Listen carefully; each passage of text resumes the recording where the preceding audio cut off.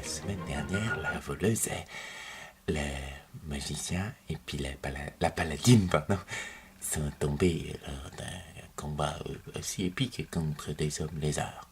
Les 4 aventuriers restants, le Hobbit, le meilleur guerrier du groupe, le Bard, pas du tout le meilleur guerrier du groupe, le guerrier, c'est le meilleur guerrier du groupe, et le nain, le meilleur guerrier du groupe. Ils se bataillaient tous les deux le titre de meilleur guerrier du groupe, même si le nain était prêtre. Les prêtres, oui, mais prêtre guerrier, hein. Les autres ne le savaient pas trop, mais non, les nains, t'es pas un simple prêtre, t'es prêtre guerrier, faut pas non plus déconner. Non, ils entendirent un énorme hurlement. Énorme. Énorme. Là, il venait d'oxyre 112 kobolds, 112 hommes lézards. Et se dire, pourvu qu'il n'y ait pas 112 trucs géants, parce que voilà, on a un petit peu diminué. Et au détour d'un couloir, ils virent apparaître le museau, le mufle, la gueule, les dents, les crocs, les yeux, la crête, le cou, le corps d'un dragon. Là, le guerrier soupira. Souviens-toi, fit-il au nain. Aux deux autres, c'était pas la peine, ils étaient bien derrière. Quoi? Tout a commencé comme ça. On est parti à la quête d'un dragon. La première fois, rappelle-toi. Un dragon. Et là, devant nous. Non, parce que bon, la dracoliche, c'est pas nous qui l'avons eu. Mais là, un dragon. Vieux. Il se retourna vers le barde et le hobbit. Tu peux chanter pour nous? Et le barde fit oui, je peux chanter, je peux vous encourager, pas de problème.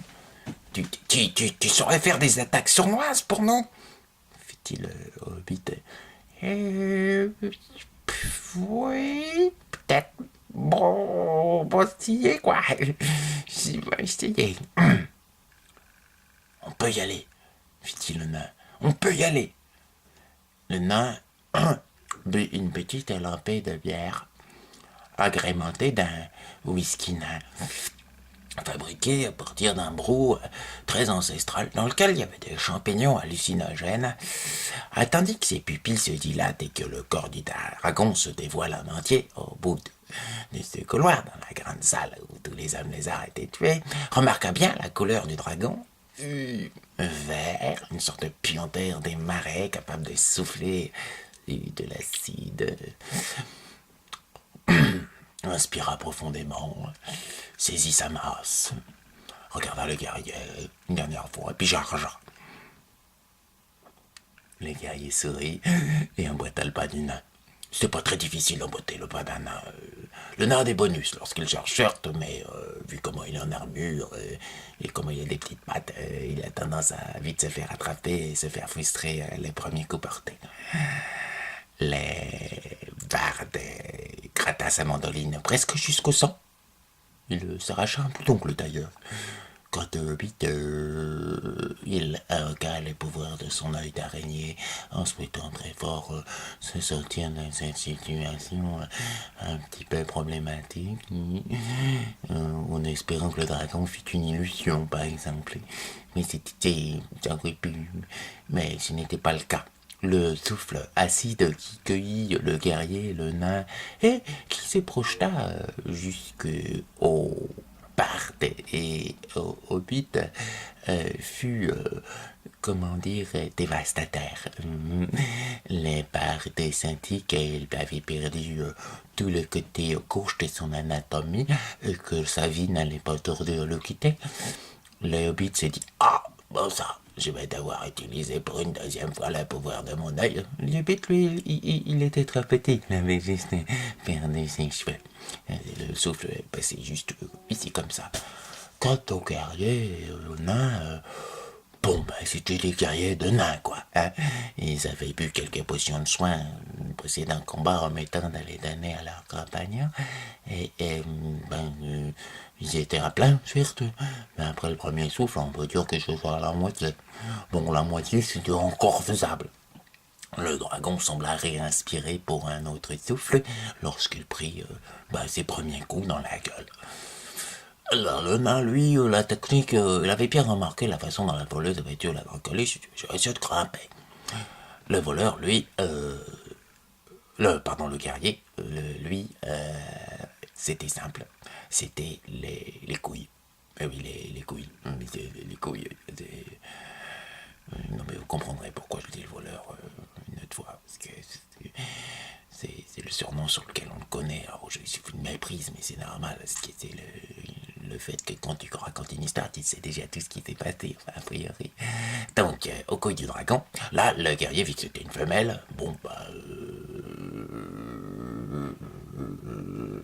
Il opta pour une tactique radicale, combattre le dragon de l'intérieur.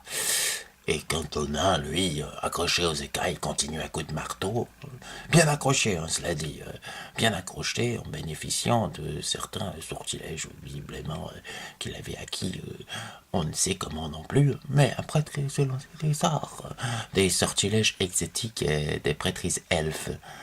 Oui. Non, mais Jésus, on ne sait pas comment le nain a pris ça, on ne sait pas. Donc, le nain qui grimpe un peu le long de la tête du, du dragon, le guerrier qui s'enfonce dans les parties génitales d'un dragon, un nouveau souffle, dirigé sur lui-même. À un moment, le dragon il dit il y a un problème qui va pas dans mon intérieur. Mais le dragon témoignisa son propre souffle. Et au bout de 3 ou 4 minutes, le guerrier à l'intérieur, retenant bien son souffle, ça peut retenir son souffle 3 ou 4 minutes, parvint jusqu'à l'estomac de la créature. Là, j'ai dit, j'ai pas le péter, j'allais me faire mal. Et remonta jusqu'au cœur intérieur des boyaux, des poumons remplis de suc gastrique, une horreur. Et mit un coup fatal dans le cœur du dragon, qui, comme tous les êtres vivants, quand on n'a plus son cœur, c'est un peu gênant pour continuer à vivre. Mourut. Là, le nain qui s'acharnait depuis un moment sur l'œil gauche du dragon, il a réussi à le péter, c'était un jet passé à l'œil droit, elle s'est rendu compte que le dragon était mort. Bon, c'était peut-être pas un si dragon que ça, un grand, je veux dire. Mais bon, c'était déjà ça, à deux. On peut pas non plus dire que c'était pas mal à deux. Regarda où il en était au niveau de la santé. Constata que, heureusement qu'il était nain, quoi, qu'il avait une bonne constitution, parce que encore une baffe de gobelins, puis il était au tas. Quant au guerrier, lui sorti de là à peu près intact. Mais bon, là, le nain se rendit compte qu'il y avait quand même une différence comment dire, d'état entre eux deux. Et il a envie de s'enquérir quand même de cette différence. Il m'a dit, pourquoi tu es en bonne santé, comment je suis l'article de la mort. C'est la vigueur des humains, mon brave ami. Un nain détecta la magie et remarqua un anneau qu'il n'avait jamais remarqué sur les doigts des guerriers. J'ai dit, donc c'est pas un anneau de régénération là. Il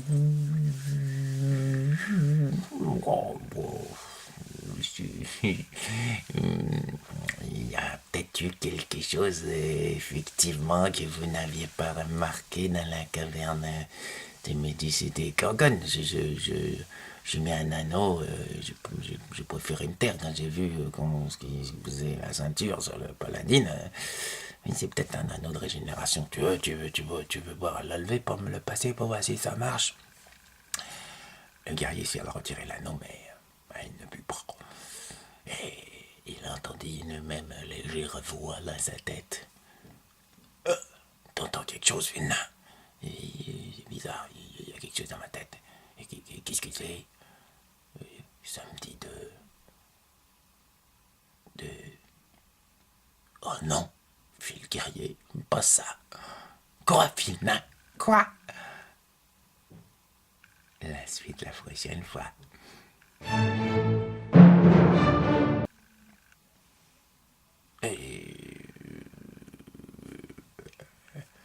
Oui, alors bon, oui, ça fait beaucoup de batailles et ça fait beaucoup aussi de suspense comme ça. Mais en même temps, c'est comme ça que tu tiens des joueurs. Hein. Et puis, bah, vous avez qu'à croire, ça fait toute une partie un combat contre un dragon des fois. C'est long de combattre les dragons à Donjon Dragon. Bon, évidemment, rassurez-vous, le Hobbit ramena le barde à la vie, utilisant pour la deuxième fois le pouvoir de son œil, décriant définitivement un autre point d'intelligence. C'est pour ça que le Hobbit n'utilisait pas trop son pouvoir d'ailleurs, ça lui piquait. Ah là là là là. Très loin, vers le futur, en écoutant eux aussi l'histoire, le petit Tommy et la petite Tania firent: mais qu'est-ce qui va se passer, grand-père? Le magicien sourit. La merde la plus absolue, les enfants.